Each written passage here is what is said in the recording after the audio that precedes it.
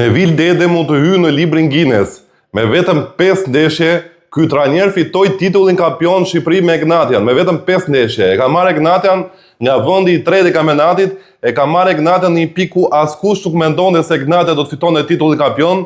Të gjithë ne menduam se Vllaznia dhe Elbasani do të kishin duelin e tyre për ta fituar titullin dhe në fund ishte Nevil Dede që me vetëm 5 ndeshje në stolin e Egnatias arriti të fitonte titullin kampion.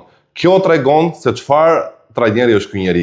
Kjo tregon për mendimin tim në fakt që më shumë se sa një trajner në botën e futbollit sot ecin menaxherët e mirë. Dhe në raste të tilla veçanërisht si në rastin e Egnatias, ishte tetova për shumë kohë pjesë e Egnatias dhe ka pasur jo pak suksese, por në këtë sezon Egnatia po vuante. Egnatia nuk kishte më asnjë lidhje me titullin dhe vetëm pak ndeshje para fundit të kampionatit përpara se të fillonte Final Fouri, presidenti Demrozi, që duhet duartrokitur për këtë vendim, ishte fantastik, ka hequr tetovën dhe ka marrë Nevil Deden. Dhe në fund, Nevil Dede që ka marrë një ekip praktikisht që nuk luftonte për titullin kampion, sot e ka kurorzuar me titullin kampion dhe mbi të gjitha përpara syve të Armando Brojas.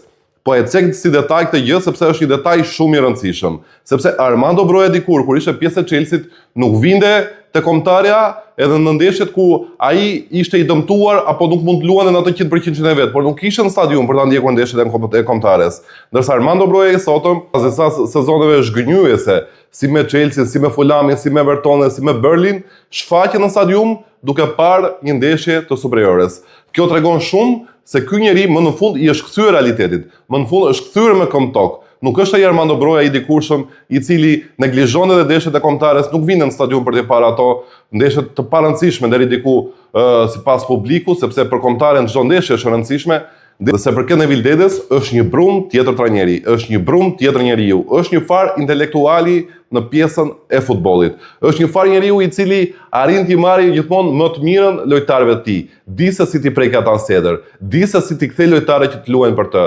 Dhe ndoshta Nevil Dedes i ka munguar një dorë, ajo që ne na mungon shumë herë në jetën tonë. Thjesht një dorë për treguar vlerat tona. Dhe Nevil Dedes sapo i ka ardhur dora e vërtet për titullin kampion, e tregoj se çfarë njeriu është, e tregoj se çfarë trajneri është. Prandaj e thash dhe më parë, mori një ekip nga tetova dhe vetëm me 5 ndeshje ai fitoi titullin kampion. Është e pamundur që me 5 ndeshje ti të krijosh ekipin tënd, identitetin tënd, të krijosh skemën tënde të lojës. Është shumë pak, por nga ana tjetër është shumë të paktën për Nevil Deden që në 5 ndeshje ti rregoj lojtarëve se si ata duhet të kthehen për të luajtur në 100% e tyre, se si atyre duhet të kthehet uria për të dhënë maksimumin e tyre.